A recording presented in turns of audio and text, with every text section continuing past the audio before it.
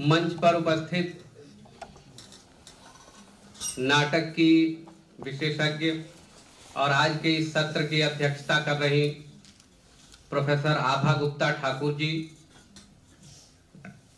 लखनऊ से पधारे विद्वान और आज के महत्वपूर्ण वक्ता प्रोफेसर योगेंद्र प्रताप सिंह जी, मेरे अत्यंत प्रिय मित्र और जिनका पोल अभी तक मैं नहीं जान पाया हूं कि किस पोल के ऐसे मित्र प्रभात कुमार मिश्र जी,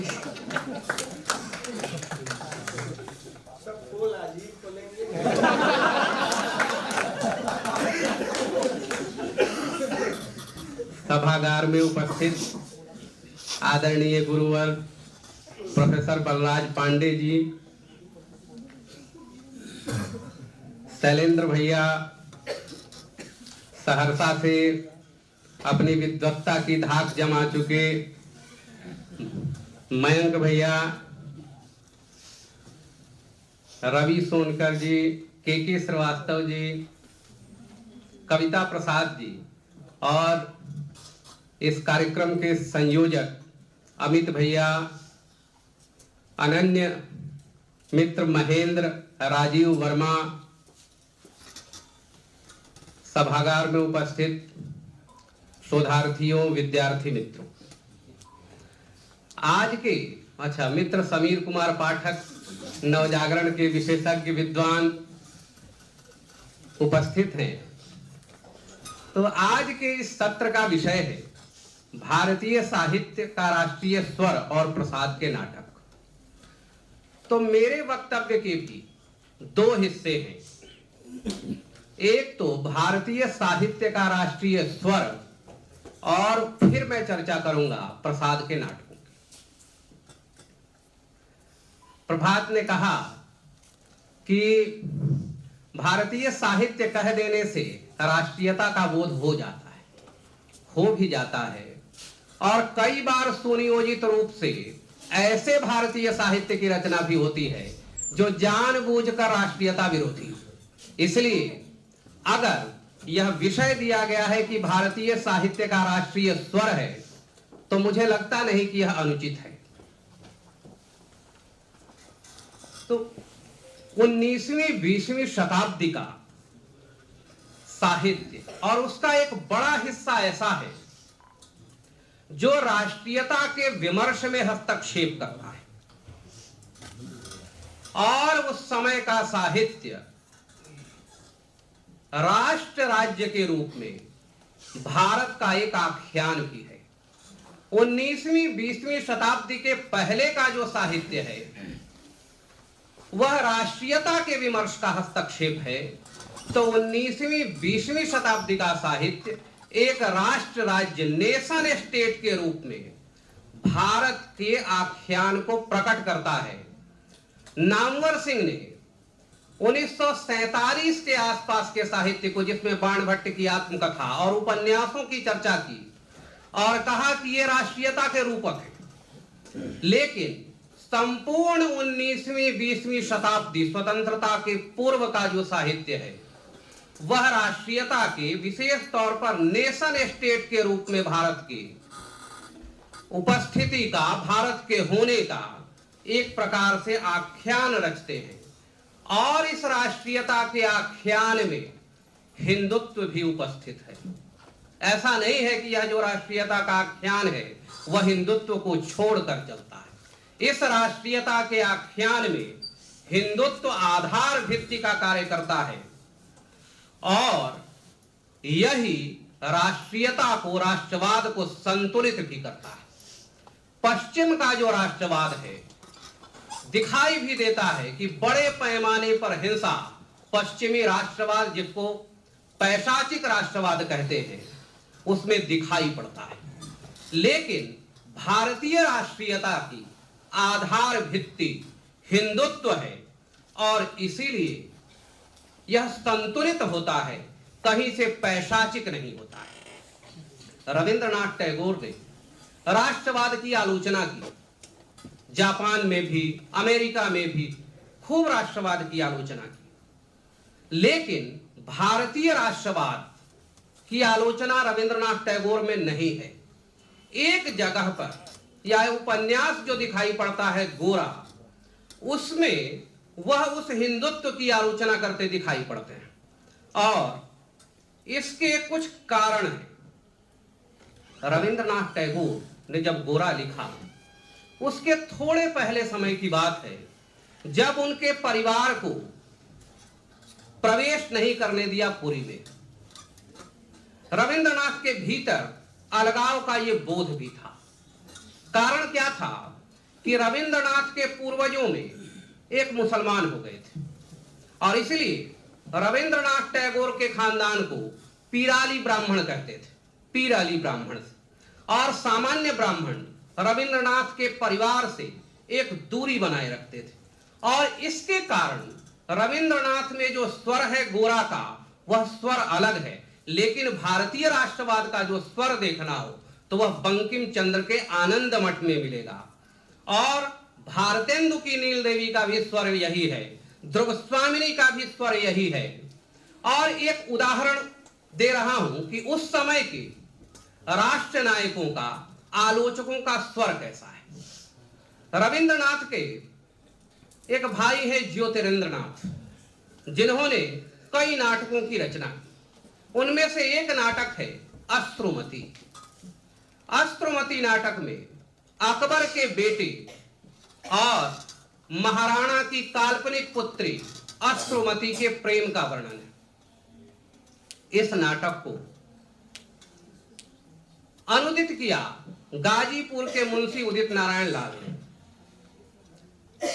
यह नाटक जब पढ़ा बाल मुकुंद गुप्त ने, तो उसकी एक कड़ी समीक्षा लिखी।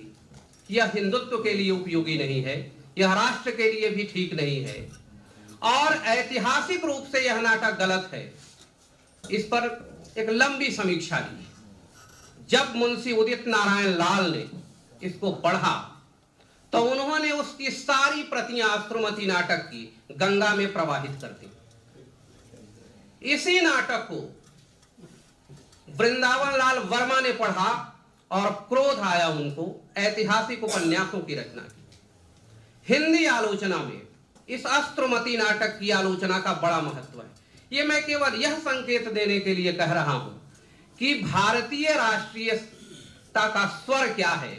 विशेष तौर पर मैं हिंदी का विद्यार्थी हूं, विशेष भारतीय साहित्य जानता नहीं, तो हिंदी के लेखकों का उस समय रुख क्या है हिंदुत्व के प्रति, भारतीयता के प्रति, उनकी राष्ट्रीय चेतना कैसी है।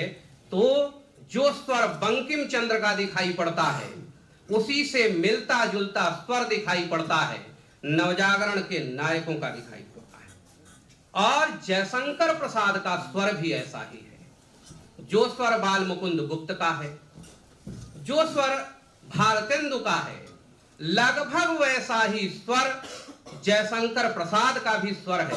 इसलिए राष्ट्रीयता के आख्यान में हिंदुत्व की आधार भित्ति के साथ जयशंकर प्रसाद हस्तक्षेप करते हैं। उस समय कुछ और बड़ी समस्याएं सामने आ रही थी। 19वीं 20वीं शताब्दी में वैश्विक स्तर पर कई चीजों की चर्चा हो रही थी। इसमें एक समस्या प्रेम और काम की समस्या भी है। जयशंकर प्रसाद में यह भी आता है। युद्ध और शांति की समस्या भी है। प्रथम विश्व युद्ध जयशंकर प्रसाद के जीवन काल में हो चुका है, तो युद्ध और शांति की समस्या है, व्यक्ति और राष्ट्र की समस्या है। व्यक्ति महत्वपूर्ण है, प्रेम महत्वपूर्ण है, या राष्ट्र महत्वपूर्ण है। पुरस्कार कहानी में आता है और भी जगहों पर आता है। तो जयशंकर प्रसाद इन समस्याओं का समाधान भी कर रहे हैं और इन पर चर्चा भी कर रहे हैं। जयशंकर प्रसाद समाधान का एक मार्ग खोज रहे हैं, और यह मार्ग भौतिकता से प्राप्त नहीं होता है। जयशंकर प्रसाद का स्पष्ट निर्णय है कामायनी के माध्यम से और स्कंदगुप्त के माध्यम से भी, कि भौतिकता समाधान नहीं है। अगर प्रेम की प्राप्ति हो जाए तो यह भी समाधान नहीं। देवसेना और स्कंदगुप्त का अगर मिलन भी हो जाता है तो यह भी समाधान नहीं है। इसीलिए कई लोगों ने कहा कि पलायनवाद, लेकिन जयशंकर प्रसाद ने पलायनवाद नहीं और भौतिकता से समाधान हो ही नहीं सकता है। स्वामी विवेकानंद भी कह रहे थे, जयशंकर प्रसाद भी वही कह रहे हैं कि समाधान का मार्ग आध्यात्मिकता से ही उपलब्ध हो सकता है।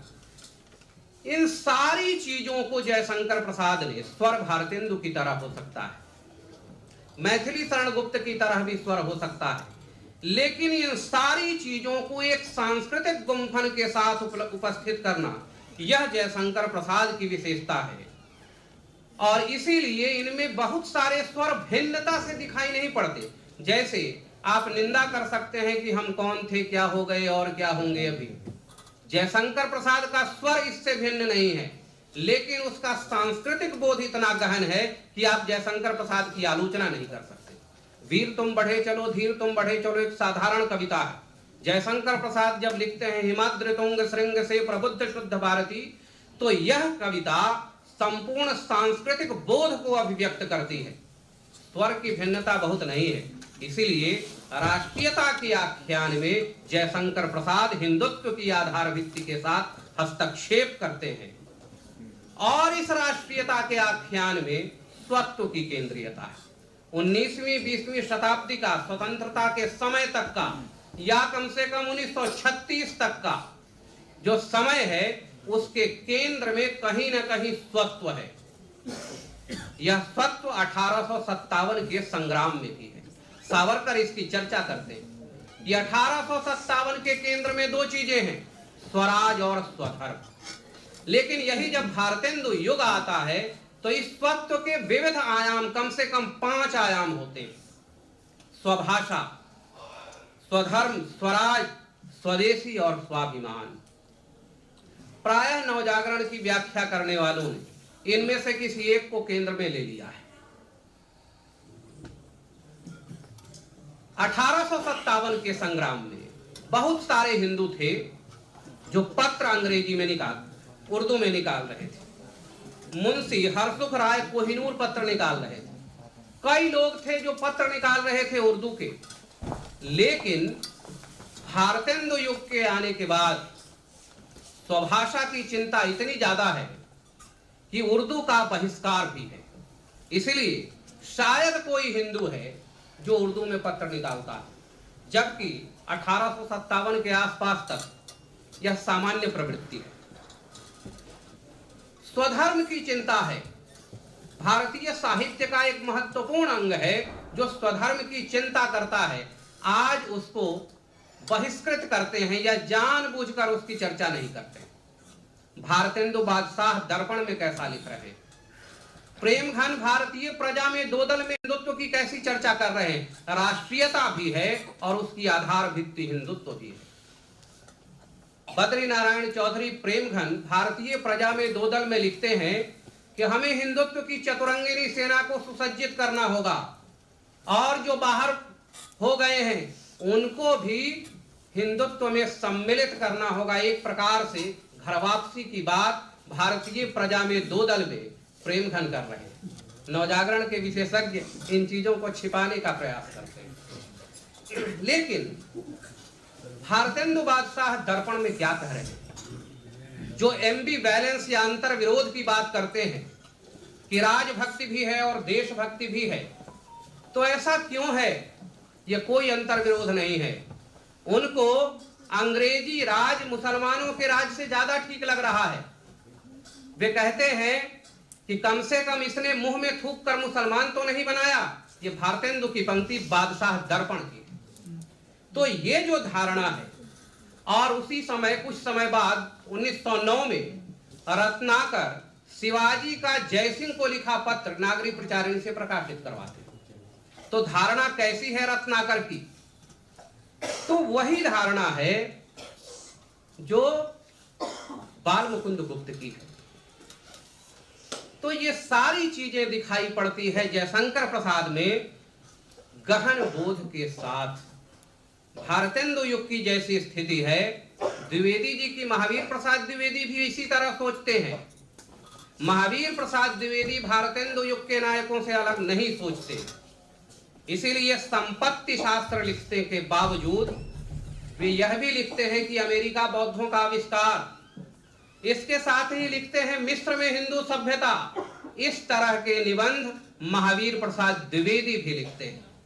और तो बात छोड़ दिया जाए, रेणु बाद तक रेणु मार्क्सवादी भी कहते थे और तंत्र साधना भी करते थे। महावीर प्रसाद द्विवेदी पर सवाल भी उठे कि महावीर प्रसाद द्विवेदी साधु संतों से मिलने जाते थे, लिखा भी उन्होंने, बड़ी आस्था थी। रेणु तंत्र साधना करते थे और बलि भी देते थे, मार्क्सवादी भी।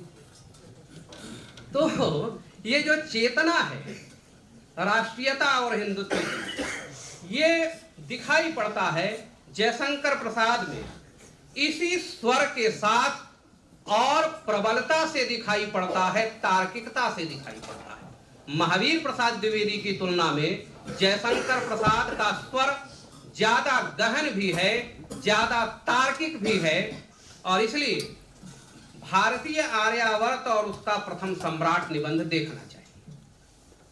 इसमें जयशंकर प्रसाद कहते हैं कि इंद्र और वरुण दोनों ऋग्वैदिक हैं, और इंद्र आत्मवाद लेकर चलते हैं और वरुण दुखवाद लेकर आगे बढ़ते हैं।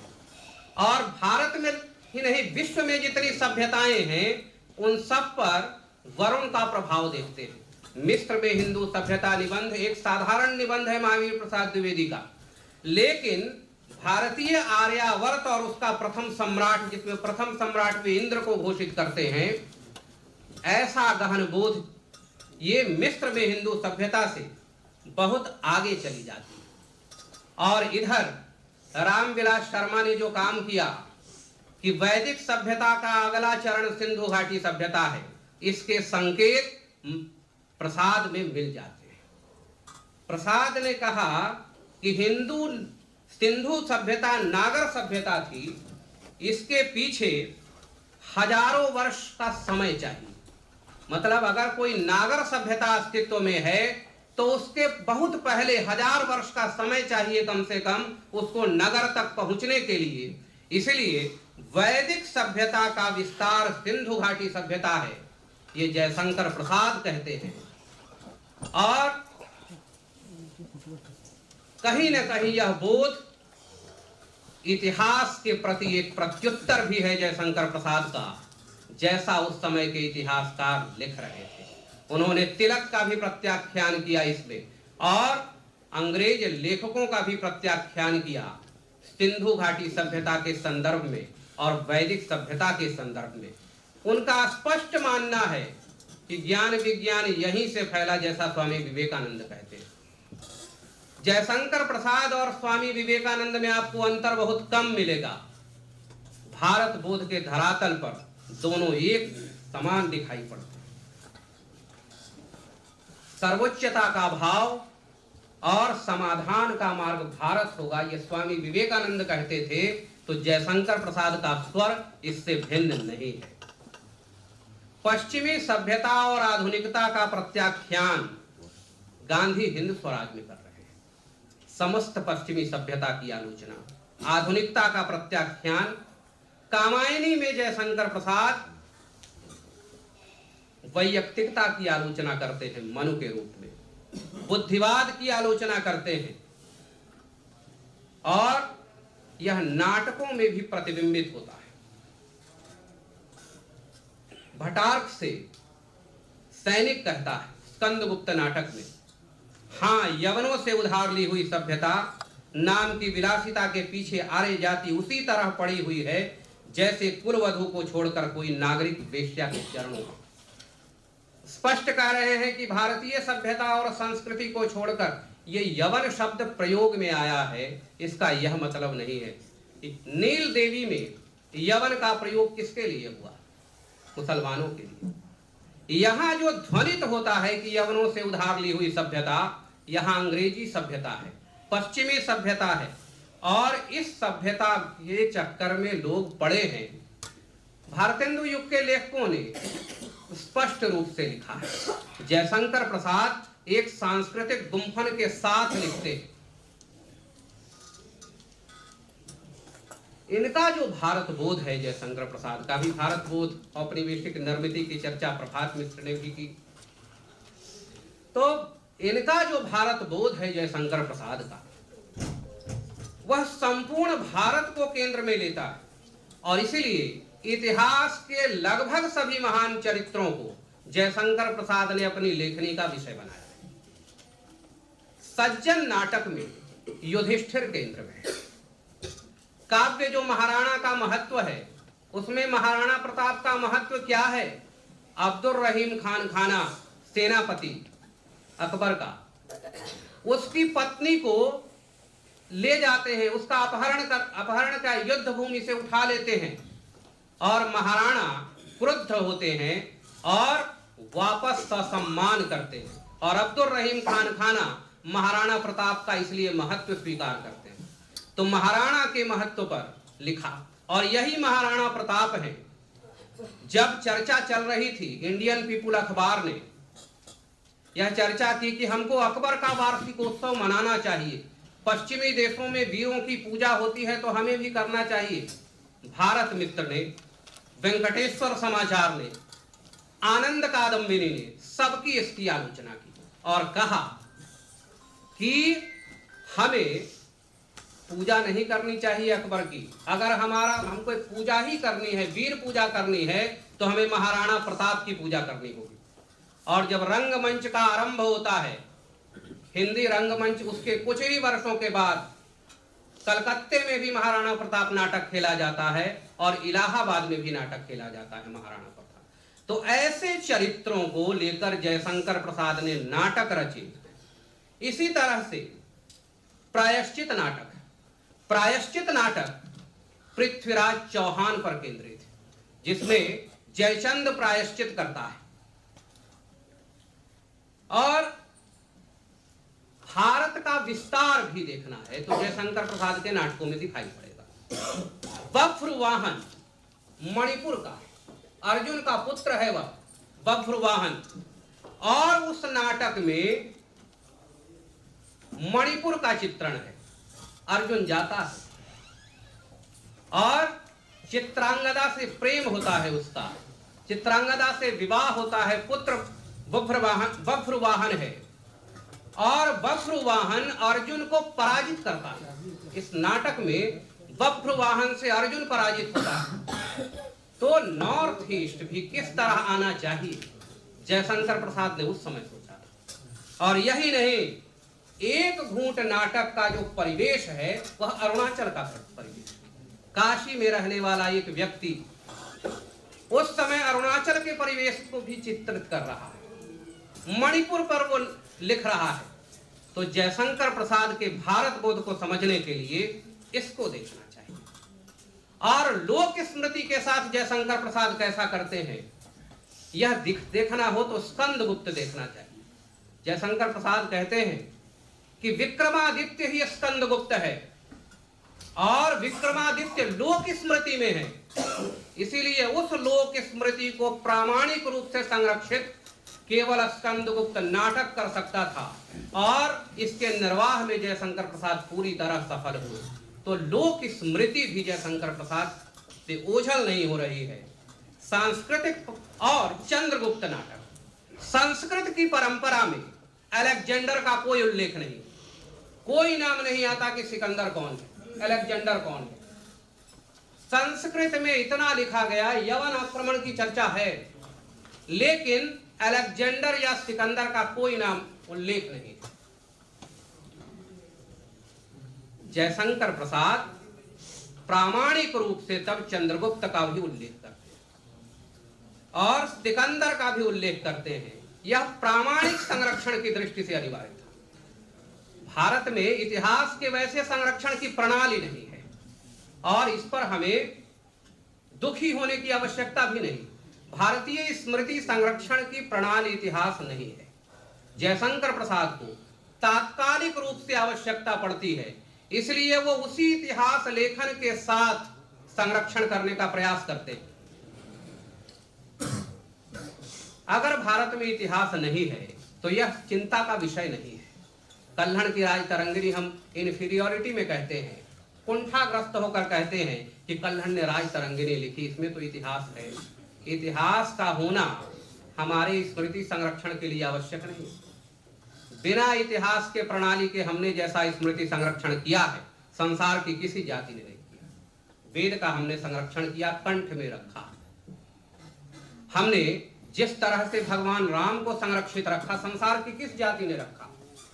चैत्र के महीने में नवमी के दिन भगवान राम का जन्म होता है, यह संरक्षण संसार की किस जाति ने किया? किसी जाति ने। इसको इतिहास की आवश्यकता नहीं है।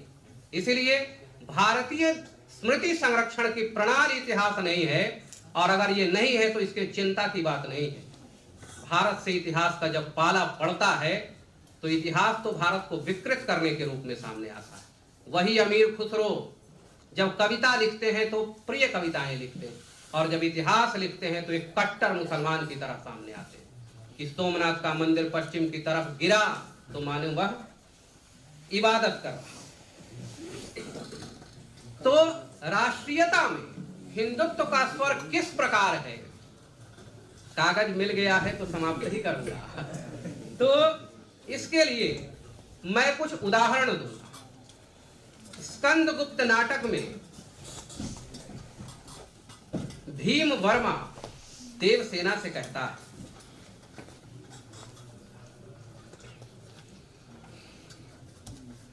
आर्य साम्राज्य का उद्धार हुआ है।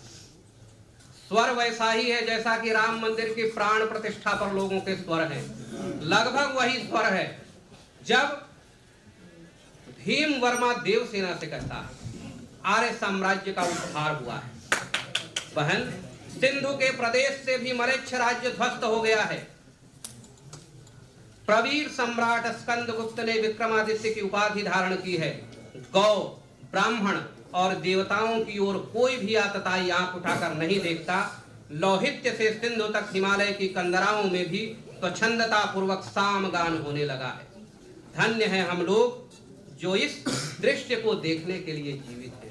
ऐसी ही प्रतिक्रिया हुई है राम मंदिर की प्राण प्रतिष्ठा पर। ऐसे ही जयशंकर प्रसाद विक्रमादित्य की उपाधि जब धारण करता है स्कंदगुप्त, तो उदाहरण दे रहे हैं। हिंदुत्व किन रूपों में है? तो बभ्रुवाहन नाटक देखिए।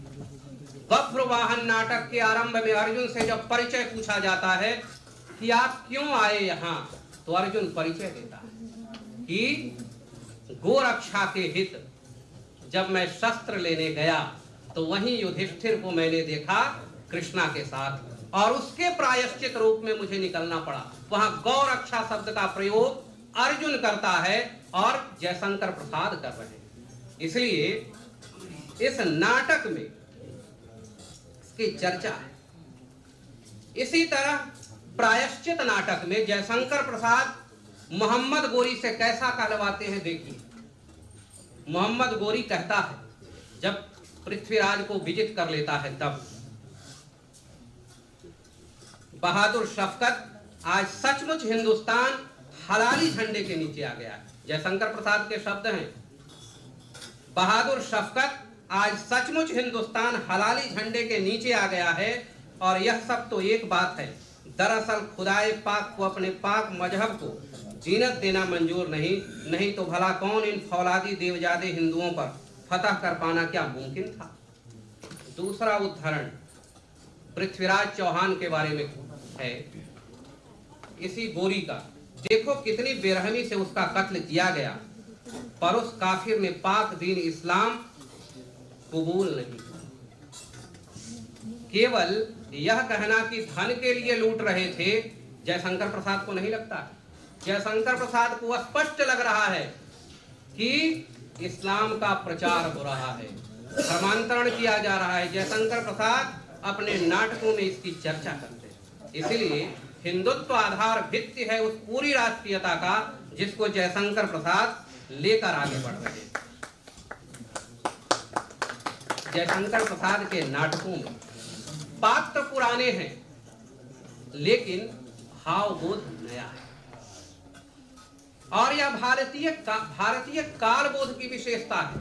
भारतीय कालबोध में अतीत, वर्तमान और भविष्य, इसका कोई अंतर नहीं है, तीनों एक दूसरे से जुड़े हुए हैं। और यही कालबोध दिखाई पड़ता है कि पात्र पुराना है, नए तरीके से सोच रहा है। आधुनिक समस्याओं के समाधान के लिए जयशंकर प्रसाद को ऐसा करना पड़ा। खैर, मैं चाहता हिंदी रंगमंच पर भी थोड़ा बोलना था, लेकिन समय समाप्त हो गया है और इसीलिए अंत में कहूंगा कि जयशंकर प्रसाद राष्ट्रीयता के आख्यान से भारतीयता की प्रतिष्ठा कर रहे हैं और इस प्रतिष्ठा में भारत की सर्वोच्चता की प्रतिष्ठा है, समाधान का मार्ग भारत है इसकी प्रतिष्ठा है और इस मार्ग में आध्यात्मिकता के बजाय भौतिकता, आध्यात्मिकता प्रधान है, भौतिकता नहीं। आधुनिक और पश्चिमी सभ्यता का प्रत्याख्यान जयशंकर प्रसाद करते हैं, हिंदुत्व की प्रतिष्ठा करते हैं, स्मृति का प्रामाणिक संरक्षण करते हैं और इसीलिए जयशंकर प्रसाद के नाटक क्लासिक हैं। और इतना इफ्ता, कितने संगठनों के बावजूद अगर क्लासिक नाटकों की परंपरा स्वतंत्रता के कुछ वर्षों के बाद समाप्त हो गई तो उसके पीछे इसी भारत बोध की अप्रतिष्ठा है। 1936 से जो समर्पण आरंभ हुआ, चरण चुंबन आरंभ हुआ, वह कोई क्लासिक कृति पैदा ही नहीं कर सकती। क्लासिक कृति नाटकों में पैदा तभी हो सकती है जब उसमें भारत बोध की प्रतिष्ठा हो। जब हमने समर्पण कर दिया, 1936 तक समर्पण नहीं है, प्रत्याख्यान है, 1936 के बाद चरण चुंबन का आरंभ है और हिंदी कविता का ये नया दौर है, इसको सब समझते हैं। इसीलिए रामविलास शर्मा तक ने नवजागरण को समाप्त कर दिया, वही सब समझते हैं कि इसके बाद क्या होना है। तो इसीलिए अगर क्लासिक रचना है तो पुनः भारत बोध की प्रतिष्ठा करनी होगी, राष्ट्रीयता और हिंदुत्व की आधार